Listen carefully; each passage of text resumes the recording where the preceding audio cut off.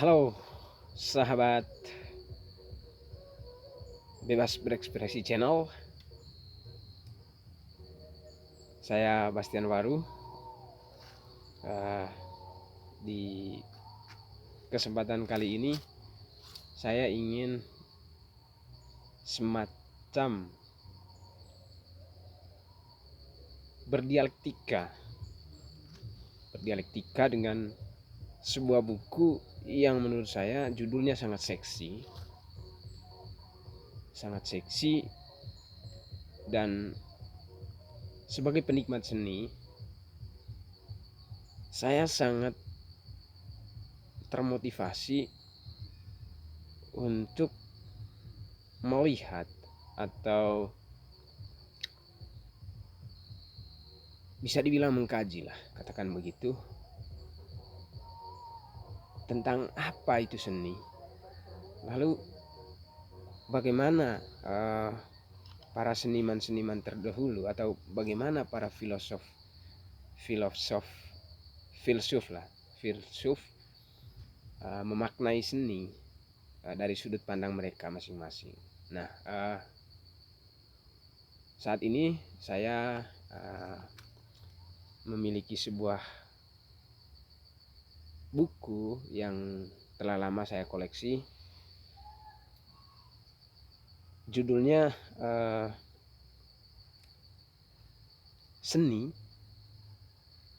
Lalu memancing kita dengan sebuah pertanyaan, apa itu? Dalam konteks ini tentu menanyakan apa itu seni dari sudut pandang para filsuf. Lalu bagaimana posisi estetika di dalam seni itu sendiri. Teman-teman yang penikmat seni tentu memiliki interpretasi tersendiri terkait apa itu seni, karena bagi saya seni itu tergantung dari sudut pandang kita melihat. Jadi bagi saya seni itu sesuatu yang memiliki unsur keindahan. Jadi segala sesuatu apapun itu memiliki potensi seni di dalamnya. Jadi kayu memiliki seni, apapun itu semuanya memiliki seni. Nah, di sini ada catatan pengantar yang menarik dari seorang filsuf Indonesia, walaupun bukan asli Indonesia, memberikan pengantar yang menarik, yaitu Romo Magni Suseno. Dia menulis pengantar begini,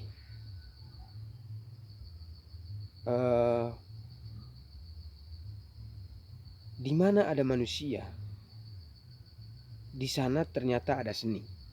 Jadi beliau lebih kepada manusia, bahwa menurut beliau di mana ada manusia, di situ ada seni. Artinya bahwa setiap kita manusia memiliki seni masing-masing. Jadi seni menurut bagi saya itu semacam DNA, semacam darah. Jadi setiap orang memilikinya. Saya menangkapnya seperti itu. Jadi, dan meskipun karya seni dibikin dengan berbagai tujuan, akan tetapi semua dipersatukan oleh kenyataan bahwa dimensi seni adalah keindahan. Jadi apa yang dikatakan oleh beliau menurut saya bahwa tentang seni itu,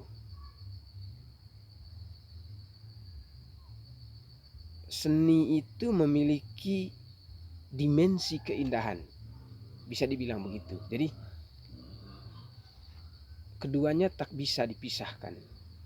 Artinya ketika setiap manusia memiliki unsur seni, maka keindahan secara otomatis juga ada di dalam setiap orang, setiap manusia, katakan begitu. Manusia yang menciptakan karya seni mau menciptakan sesuatu yang indah. Nah, ini memperkuat bahwa seni dan keindahan tidak pernah lepas dari manusia. Artinya keduanya menyatu, ibarat darah daging. Seperti itu menurut saya, apa yang dijelaskan oleh beliau. Bukannya sok tahu, ya saya memiliki hak untuk berinterpretasi demikian, begitu. Nah, kemudian beliau juga menulis bahwa berhadapan dengan seni timbul berbagai pertanyaan. Nah, ini terkait pertanyaan tadi itu, pertanyaan di judul tadi, di judul bukunya tadi. Jadi apa itu indah? Lalu apa itu seni? Nah, ini pertanyaan menarik yang menurut saya terus-menerus didialektikakan, karena menurut saya yang berubah dari seni itu adalah konteksnya. Jadi makanya perlu untuk terus dihidupkan pertanyaan-pertanyaan semacam ini, begitu. Apa yang membedakan karya seni dari karya bukan seni? Nah, beliau juga mau mau menanyakan ke kita,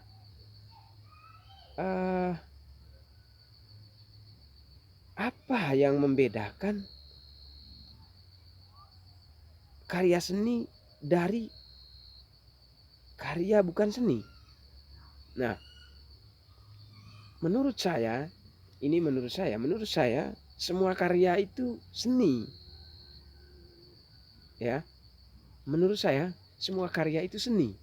Jadi ya istilahnya apapun hasilnya, ya ketika itu telah dihasilkan, maka otomatis di dalamnya ada unsur seni. Dan ketika kita sudah beranggapan bahwa segala sesuatu itu memiliki unsur seni, maka bagi saya keindahan otomatis ada di dalamnya. Nah, saya ingin bertanya begini ke kita semua, bahwa apakah tingkatan seni lebih tinggi posisinya dari keindahan, atau apakah keindahan posisinya lebih tinggi daripada seni itu? Jadi ini pertanyaan-pertanyaan yang ya memang pertanyaan dari seorang filsuf ya selalu begitu. Jadi supaya memunculkan pertanyaan-pertanyaan yang baru, dan supaya menimbulkan perdebatan-perdebatan yang berkepanjangan, karena menurut saya filsafat kerjanya begitu. Jadi selalu menghasilkan pertanyaan-pertanyaan. Nah, ini juga ada pertanyaan menarik. Atas dasar apa karya seni dinilai indah? Nah, atas dasar apa karya seni itu dinilai indah? Nah, ini benar-benar membingungkan ketika kita belum tahu soal bagaimana porsi dari seni, lalu kemudian porsi dari keindahan itu seperti apa. Jadi makanya nanti kita coba akan mendalami beberapa pendapat dari para ahli beberapa pendapat dari para ahli, termasuk Platon sampai Dante begitu. Ada beberapa nanti mungkin di konten selanjutnya begitu. Lalu kemudian muncul lagi pertanyaan, apa keindahan ada kedekatan dengan kebaikan moral? Nah, ini juga menurut saya sebuah pertanyaan yang kemudian untuk bisa membangkitkan humanis kita. Jadi apa ya? Apakah keindahan ada kedekatan dengan kebaikan moral? Nah, ini menurut saya mau mempersempit makna keindahan itu hanya pada konteks kebaikan saja, menurut saya yang saya tangkap ya dari pertanyaan ini. Lalu kemudian bila demikian, menurut saya bisa mengambil kesimpulan, maka begini, saya boleh mengambil kesimpulan bahwa berarti sesuatu yang buruk itu tidak dapat dikategorikan sebagai yang indah. Dan lalu dengan begitu, karena antara keindahan dan seni itu tak bisa dipisahkan, ya bisa disimpulkan juga bahwa yang buruk juga bukan masuk kategori seni. Ya menurut saya ini masih bisa diperdebatkan, karena menurut saya manusia itu memiliki dua aspek ini, yaitu baik dan buruk, hitam dan putih. Jadi ya menurut saya kalau konteksnya adalah seni itu melekat pada semua manusia, maka menurut saya ya keindahan juga harus begitu, melekat pada setiap manusia, baik yang buruk maupun yang jelek, baik yang baik maupun yang tidak baik. Jadi menurut saya pertanyaan ini perlu untuk didialektikakan secara mendalam. Nah, dan sebaliknya, apakah seni juga boleh memproduksi sesuatu yang kelihatan atau kedengaran jelek? Nah, ini dia maksudnya. Apakah keindahan hanya diperuntukkan bagi yang baik, sementara atau yang buruk, atau sebaliknya hanya berlaku bagi atau berlaku juga bagi mereka yang memproduksi sesuatu yang kelihatan atau kedengarannya jelek. Jadi menurut saya kembali lagi di awal tadi, ke pernyataan di awal tadi bahwa di mana ada manusia, di situ ada seni. Jadi maka dua-duanya bisa masuk, ya, dua-duanya bisa masuk, baik yang jelek maupun yang baik, baik yang menghasilkan yang baik maupun menghasilkan yang jelek. Jadi kalau kita kembali ke pernyataan yang di awal tadi, begitu. Lalu berikut, apakah sesuatu yang dengan sengaja dibuat untuk mengungkapkan kejelekan dapat disebut seni? Nah, kalau boleh dibilang secara pribadi, saya bisa katakan ya, karena acuan saya ya, di mana ada manusia, di situ ada seni. Entah itu buruk atau baik, ya tergantung bagaimana manusia itu, kembali lagi manusia itu memaknai karya itu. Lalu kemudian tergantung bagaimana manusia menginternalisasikan atau mendefinisikan seni itu. Nah,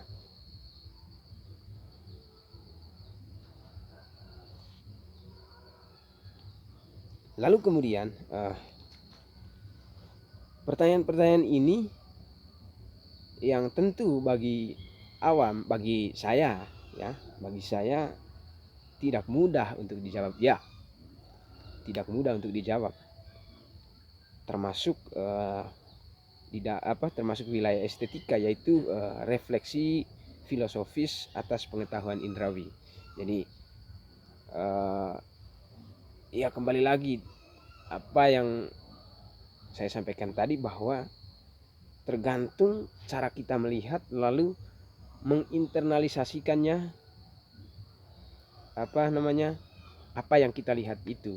Jadi dalam konteks ini refleksi bekerja.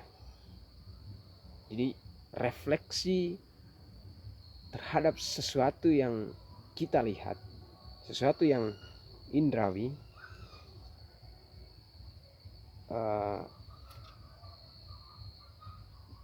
dari sudut pandang keindahannya itu bagaimana. Jadi kembali lagi, jadi tergantung cara pandang, lalu kemudian bagaimana kita merefleksikan sesuatu yang terlihat itu. Lalu menelusuri pertanyaan-pertanyaan estetika itu adalah apa yang dilakukan oleh penulis buku ini.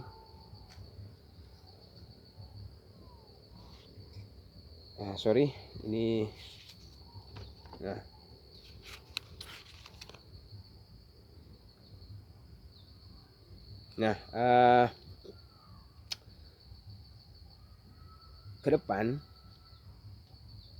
untuk menjawab pertanyaan-pertanyaan itu memang kembali lagi ke bagaimana kita merefleksikan ini secara filosofis agar betul-betul menghasilkan cara pandang yang bijak, lalu kemudian cara pandang yang betul-betul dalam. Tetapi menurut saya perlu juga semacam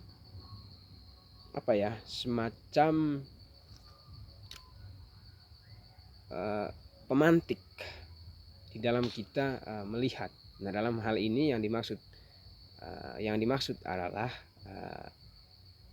beberapa filsuf yang beberapa konten ke depan kita coba dalami satu persatu, karena ini amat rumit dan amat sulit, karena kita mencoba untuk membahas bagaimana Platon dan kemudian Danto, Immanuel Kant melihat atau merefleksikan seni dan posisi estetika hasil permenungan, hasil refleksi dari mereka yang kemudian berhasil mereka tuangkan di dalam buku kecil ini, kecil namun rumit, tentang apa itu seni menurut mereka, lalu bagaimana posisi estetika di dalam seni itu sendiri. Jadi untuk kali ini saya kira cukup sebagai bukan pengantar sih, awal yang baik untuk diskusi atau kajian kita lebih dalam. Jadi saya kira keterlibatan teman-teman di dalam diskusi singkat ini sangat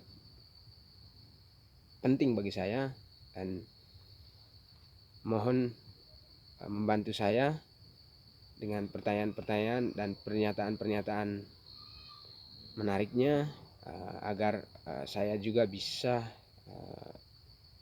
mempertimbangkan itu dan menjadikan itu sebagai bahan bagi saya untuk diskusi selanjutnya lebih keren. Jadi terima kasih.